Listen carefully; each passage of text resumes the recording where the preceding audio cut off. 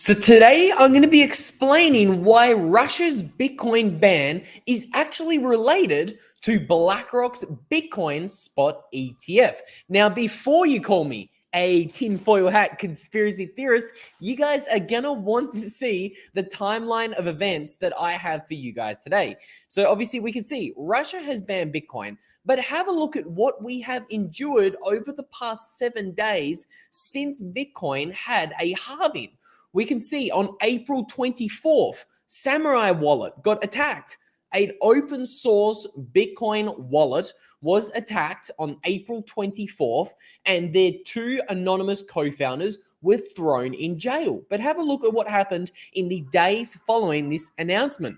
Biden also proposed a law potentially increasing taxes in America to 44.6%, and even proposed a 25% wealth tax. Again, that was the day after the Samurai Wallet attack.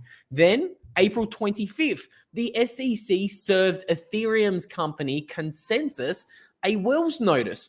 April 25th, FBI came out and they warned Americans against using anonymous crypto services. Again, this all happened in 2 days. What happened on the 26th?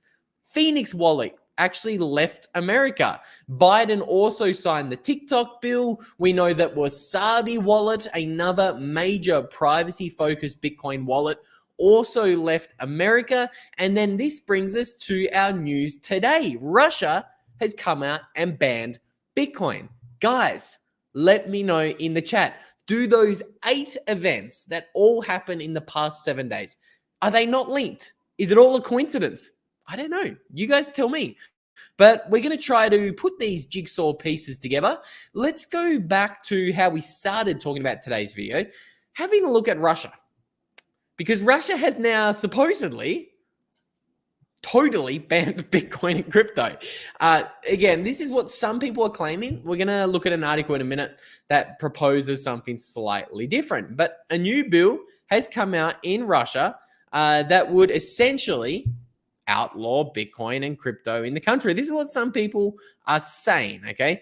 So we can see here, digital assets issued in Russian jurisdiction and digital rubles will only be allowed. So only digital rubles. The need for a ban is due to the fact that today cryptocurrency is a quasi-currency that replaces the ruble in the country.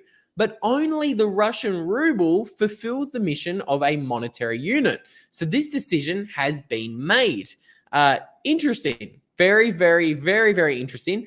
This statement was made by, I'm not going to try to pronounce the chap's name, but he is in the position of chairman of the state, okay, Committee on the Financial Market.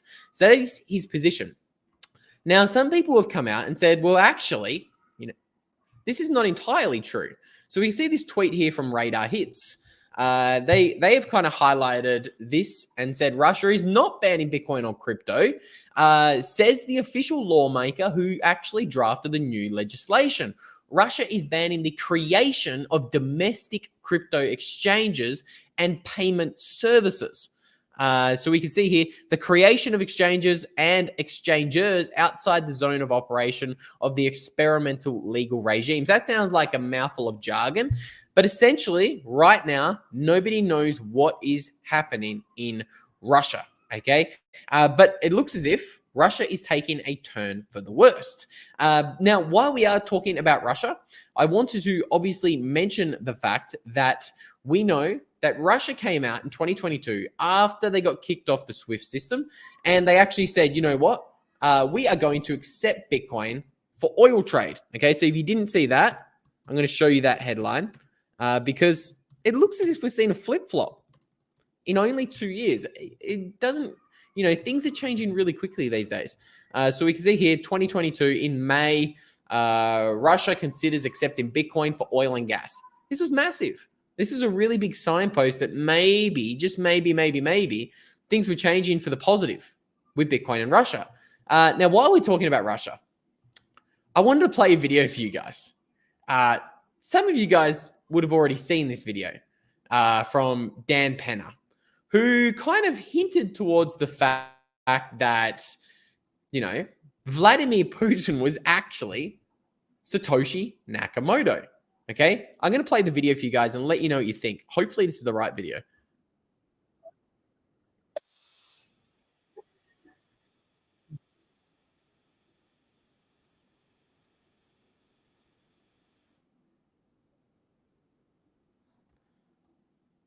And I was surprised isn't even the word, when PayPal legitimatized crypto fuck Bitcoin. I mean, I still believe with all my heart that in 10, 20 years from now, or whenever it is, 10, 20 months from now, that all these people that have legitimatized its platform will be sorry, because I just don't understand why anybody would consider that. I also didn't believe that as stupid as the governments are, I didn't know 21% of every dollar that we printed this year was going to, the money we printed this year is going to be 21% of all the money we've ever printed in the history of the United States. And that's one of the reasons BitFuck has got legitimacy, because they're debasing our currency. I don't know how much more it can be debased, not worth shit. Okay, so that is one of Dan Penna's favorite famous videos, kind of implying that, hey, you know, Vladimir Putin might be Satoshi. But here's another one, in case you guys missed it, that I think is worth playing. Fucking zero. It is my humble opinion, and there's nothing humble about me. Bitcoin will go to fucking zero. One day. And a microsecond, whoop, like that. 99.999% of the people that own Bitcoin are fucking morons. Retarded imbeciles. That's just it. Some of you in this room fall into that category. If you knew who was really behind Bitcoin, you would run as fast as you fucking could to sell it. Okay, so Dan Penna for years has implied that Vladimir Putin is actually Satoshi Nakamoto. Sounds crazy, but he's been talking about this for literally years. I remember actually coming across one of Dan Penna's videos in 2018 when I didn't know much about Bitcoin. And I was actually a little bit scared. I was like, damn, you know, this guy's a billionaire. He's saying Bitcoin's going to go to zero. He's very sure he knows who Satoshi Nakamoto is. I think Johnny sums it up. Clown world, just another fiat clown. But I saw another recent video coming out from Dan Penna where he actually kind of looks like maybe, just maybe, he's walking back his opinion a little bit. I'm going to also play this one for you guys. And you fear Bitcoin is a Putin-inspired plot to bring down America? No, I said that what are the two countries that benefit most from a destabilization of the US dollar? China and Russia. I've heard you say if you knew who was behind Bitcoin, you'd run like crazy. No, if everybody knew who was really behind Bitcoin, it'd go to zero. You'd get out of it as fast as you can. When the millennials, or the group that are the Bitcoin purchasers, have to come up with cash to supplement their lifestyle because they're not getting it in the other way, it is going to drive Bitcoin down. Now, I'm not suggesting that anybody's going to say who's the real founder of Bitcoin. I don't know if that'll ever come out, okay? Because I'm certainly not going to tell anybody what I think. But when China shuts down Bitcoin, when China has pictures of them crushing servers on the internet, when China is restricting, let's just say it was China that started Bitcoin. They started it to disrupt the US and UK economy, but it's now disrupting their economy. Right. So they're getting. So it's time to pull the plug. Correct. Well, thanks for watching our program. Okay, so there you have it.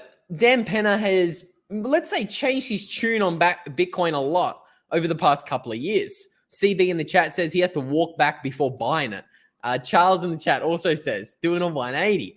My man Bill says they're going to be eating their words this coming cycle. So Bitcoin's only at $60,000, dollars right now. It's kind of close to its 2021 all-time high. And we're already seeing these fiat clowns like Dan Penna, who've bashed Bitcoin for a long time, walk back their statements a little bit. And I think, like Bill says, this coming cycle, if Bitcoin hits the prices that a lot of us expect it's going to hit, Dan Penna is going to look like an absolute clown, and he's going to have to buy it. He is absolutely going to have to buy it. And as Dan says, him and Peter Schiff are going to have to eat their words. I actually think Dan Penna is going to eat his words before Peter Schiff does. I don't think Peter Schiff is going to be eating his words on Bitcoin because I just don't see him being able to admit that he's wrong. And I agree with Phil. Dan Penna cracks me up. He's a massive clown. But again, back to the topic of why we're even talking about Dan Penna and Russia overall.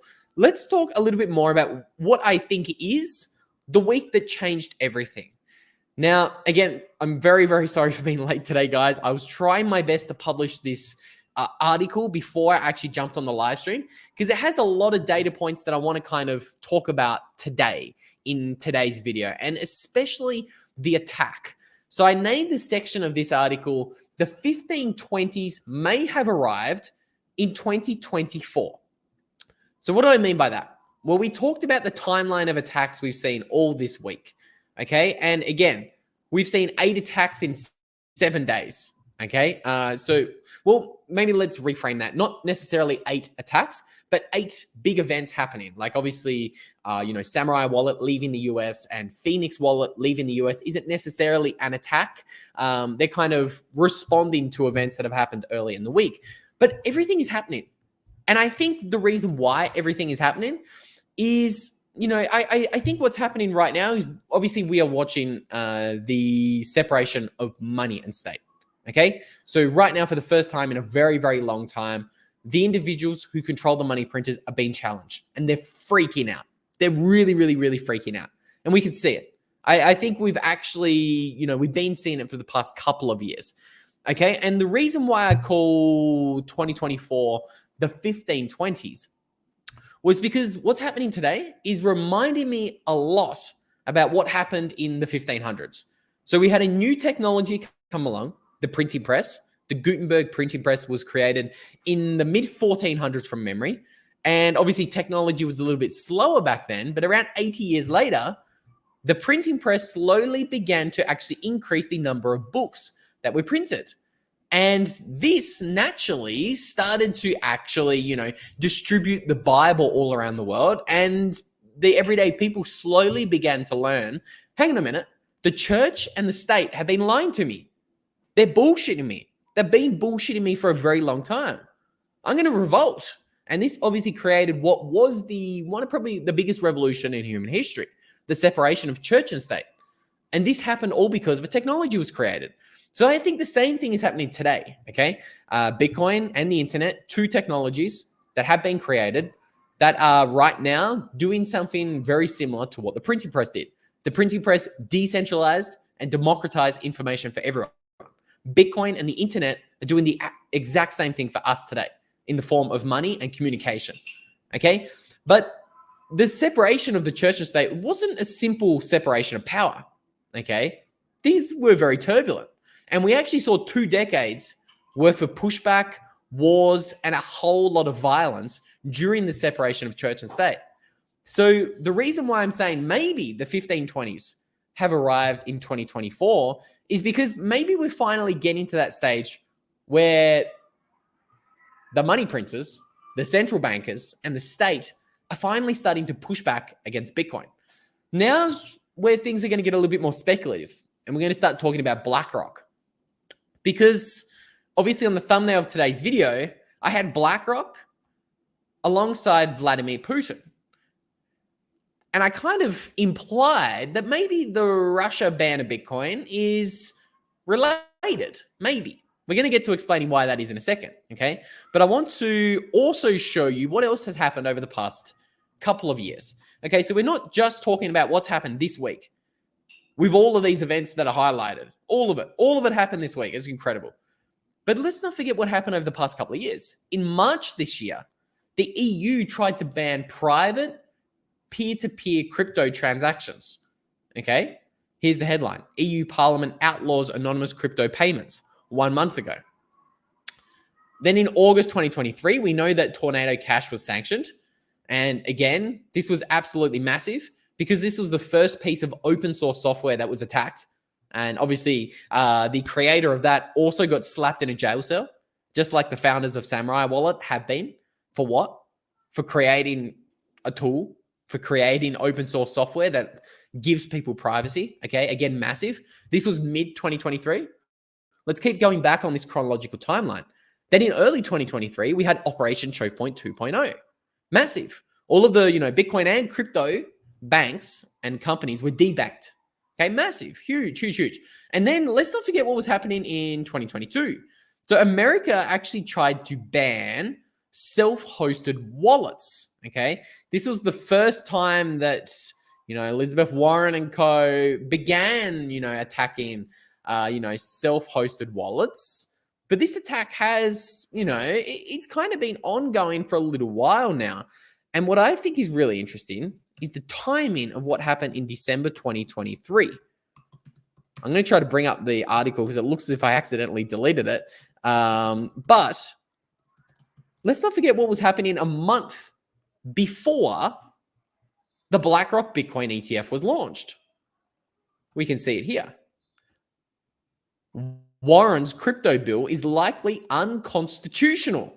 It's also unlikely to pass. But we can see here, Democratic lawmakers on December 12, 2023, this was literally 25 days before the Bitcoin spot ETFs were launched, were actually trying to sponsor a digital asset anti-money laundering act. Now, again, that's the charge that Samurai Wallet founders were charged on, money laundering. They supposedly enabled $100 million of money laundering. So just because 5% of the people using the Samurai Wallet were criminals, it doesn't, ignore the fact that 95% of people who use Samurai Wallet were innocent people just trying to get privacy. We're going to put those people who created that technology platform in jail. Incredible times. But again, this is what Elizabeth Warren was talking about a month before the BlackRock Bitcoin spot ETF was approved. Again, you can call me a conspiracy theorist all you like, and I get called a conspiracy theorist a lot, but I feel like I'm just kind of putting puzzle pieces together. Like, I think there's no coincidences in the world, and I think all of this happening right now is really strange and really interesting. Okay, but how does it relate to BlackRock? Well. Let's have a talk about how it relates to BlackRock, because I've got some thoughts about BlackRock. I have some extended thoughts about BlackRock and how their Bitcoin ETF could potentially be used for bad. Okay, so if we're going to do that, I want to try to find a Twitter thread that I wrote on this topic. And this was literally the day after the BlackRock Bitcoin spot ETF was launched. So I'm going to show you this tab. This tab here is also showing you an interesting timeline of events that I thought I found on the day after BlackRock's spot Bitcoin ETF was approved. Now, again, it's all about the timelines. It is all about the timelines. But I said in isolation, the BlackRock Bitcoin ETF looks bullish until you watch what the elites have recently said in the months leading into BlackRock's Bitcoin ETF. And I said this thread exposes how Operation Choke Point 2.0 and BlackRock's ETF is a coordinated attack on Bitcoin. And I wrote this the day after BlackRock filed for their Bitcoin ETF. And I was pointing out an interesting timeline of events that I thought I noticed. So on May 18th, 2023, the G7 came out and they said, look, we must take charge in ending the lawless crypto space. Now, again, this is the G7 nations, the biggest and most powerful nations in the world. 1 week later, the World Economic Forum releases a 35-page crypto regulation white paper. Interesting. And in that white paper, they said the exact same thing that the G7 nations said. They said we need to globally come together, coordinate, and choke Bitcoin. Okay? Interesting. What happened next? June 6th, Binance was sued by the SEC. Coinbase was sued the day after on June 7th by the SEC. Then the BIS, a week after that, came out and said, we need a unified central bank digital currency ledger. Interesting. June 20th, 1 day later, announcement of FedNow came out of America. That is the Fed CBDC project. 2 days after that, the IMF came out and said it's too difficult to ban Bitcoin. Again, is this is a coincidence, guys. And now this was all leading into the BlackRock Bitcoin spot ETF. And now again, I posted this thread a day after BlackRock filed for their Bitcoin ETF way back in June 2023. And I pointed everyone's attention to this very interesting wording in BlackRock's ETF, where they said on page 24 of their filing, there is no guarantee that the sponsor, BlackRock, will choose the digital asset that is ultimately the most valuable fork in the event of there being a network hard fork. And I said, boy, that's interesting. I said, that's really interesting. I said, hypothetically, if you're going to attack Bitcoin, you have to attack its most valuable attributes: decentralization, immutability, censorship resistance. These are all enforced and backed by proof of work mining, which at the time I said it's interesting because proof of work mining kind of seems to be under attack. Very, very interesting. And who's at the center of that attack? Well, I pointed to the World Economic Forum. And in this thread, I said, boy, it's strange that Larry Fink, again, CEO of BlackRock, who filed for this Bitcoin ETF, is actually a board member over on the World Economic Forum. This is the WEF website. Fink is not only a policy contributor, but he's on the board at the World Economic Forum. Boy, that's strange. Really, really strange. Now, again, I also pointed to all of the other dots that I was seeing in 2023. We had Greenpeace being paid $5 million to attack Bitcoin's proof of work mining. We also had the Wall Street Journal with this, who remembers this very, very popular article where they tried to attack Bitcoin mining, the real world costs of the digital race for Bitcoin. This is the one that Pierre Richard responded to. And I just think it's very, very, very, very, very interesting. I also said, have a look at this. Joe Biden is putting out 30% tax on cryptocurrency energy. And surprise, surprise, he's at the World Economic Forum. So I wrote this thread the day after BlackRock put out and filed their Bitcoin spot ETF. And I just thought that, boy, it's interesting what's going on. It's really interesting that we're seeing this, media spin.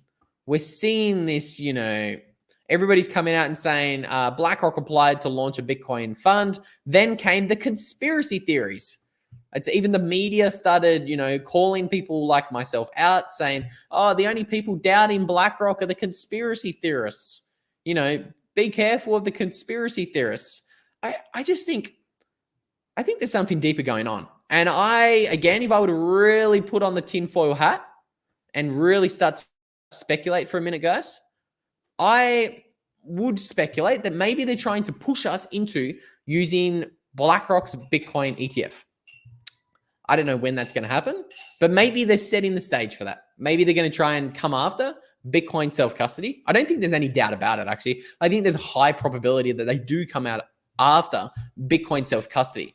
And I wouldn't be surprised if G7 nations all globally cooperate to ban private Bitcoin usage, okay? I've thought this since 2020. Since 2020 happened, I was scared at the global cooperation. And as a Bitcoiner, I took the first opportunity I could in 2022 to get the hell out of Australia. Because if they do ban Bitcoin self-custody in Australia, I'd be screwed.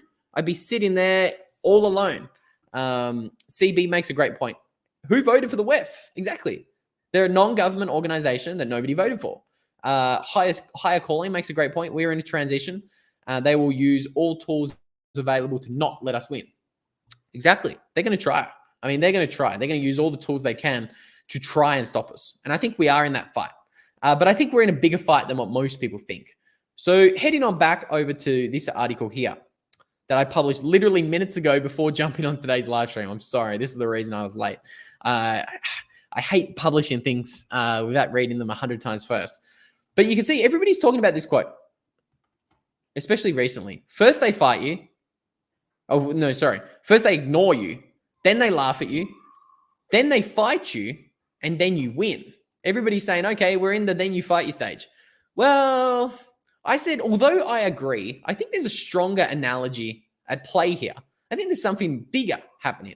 I said, yes, we're witnessing something bigger than a fight. I said, I think we're actually watching a fight for survival. The 1997 must-read book, The Sovereign Individual, explains why the nation state is crumbling today. Like the church then, the nation state today has outlived the conditions that brought it to be, imposing high costs and consuming tremendous amounts of society's resources with minimal returns. Again, this was written in 1997. Technology is precipitating a revolution in the exercise of power that will destroy the nation state, just as assuredly, I don't know if I said that word correctly, that gunpowder and weapons and the printing press destroyed the monopoly of the medieval church.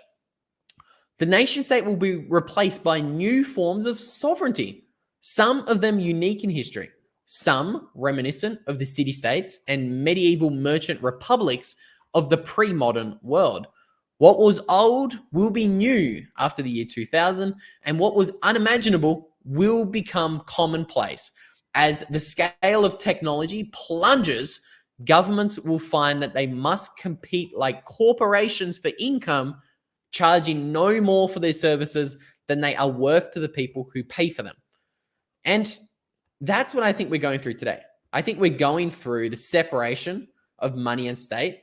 And I really do think that nation states are freaking out. And that explains all of the bans that we're seeing this week. Okay. I think that what we're going through is massive. We're going through the transition to information societies that this 1997 book, The Sovereign Individual, predicted. We're also going through a fourth turning. Now, again, if you guys want to read the full article that I wrote on this topic, it's linked down below in the description of today's video. It's free, and it's titled, "This is the week that everything changed." I recommend you guys check it out if you enjoy the live streams. I don't write very often, and I only write if I feel as if there's a topic I really want to talk about. So you can check that out if you want, link down below. But I want to talk more about the fourth turning, because we're not only going through the transition to information societies. So we're moving away from industrial societies into information societies for the first time in 250 years. Okay, this is, again, the core premise of the book, The Sovereign Individual. So a sovereign individual says, technology now, for the first time in 10,000 years, is decentralizing, okay? 10,000 years ago, we had the agricultural revolution. This was a centralizing force. It brought all of the workers and all of the people and all of the hunters and gatherers into farms and villages. And they plowed the fields, and this gave rise to governments. Governments said, oh, now that you have property, now that you have savings in the form of grains and wheat and big bags of rice that you need protected, us governments, us kings and emperors, we're going to protect that for you. But you have to give us the monopoly of violence. So this happened 10,000 years ago, first revolution. It was a centralizing one. And then about 9,250 years later, 9,700 years later, we saw another revolution, the Industrial Revolution. And this was, again, a centralizing revolution because this brought all of the people in the farms and the villages into the big cities to work on these massive, factories, work on the manufacturing lines. And, these were the two major big revolutions the book, The Sovereign Individual, talks about. And it also talks about what we're going through right now. So we're living through a world where we have decentralizing technology that is now actually going to take people out of working in these big, centralized cities, and it's going to allow them to work from anywhere around the world that they want to. And naturally, people, like, who really wants to live in a massive big city? I don't know. I prefer to have beaches around me and lots of land. So again, in this article down below, I was kind of saying, look, the world's going through a fourth turning, but other countries are going through this fourth turning at different paces. I made the case that El Salvador and Argentina are actually exiting the fourth turning before the Western world. Okay, so that's what I want to leave you guys with today. Okay, yes, it looks as if many Western nation states are crumbling and life is bad, but life is good in other countries. Okay, so if you want to read more about that, check out the Substack article linked down below. It's a free one. And if you want to learn a little bit more about maybe, what I would do if I was living in one of these Western nation states, also filmed a video on that one yesterday on the Girlfriends and I's new YouTube channel, the two digital nomads on the run. You can check out the video we filmed on that topic yesterday as well, because I kind of talked about this in a little bit more detail. So I'm going to leave today's video there. And with all that said, hope you guys enjoyed this one. If you did, I will see you guys tomorrow. Enjoy the rest of your day, and yeah, stand up for freedom, buy some Bitcoin.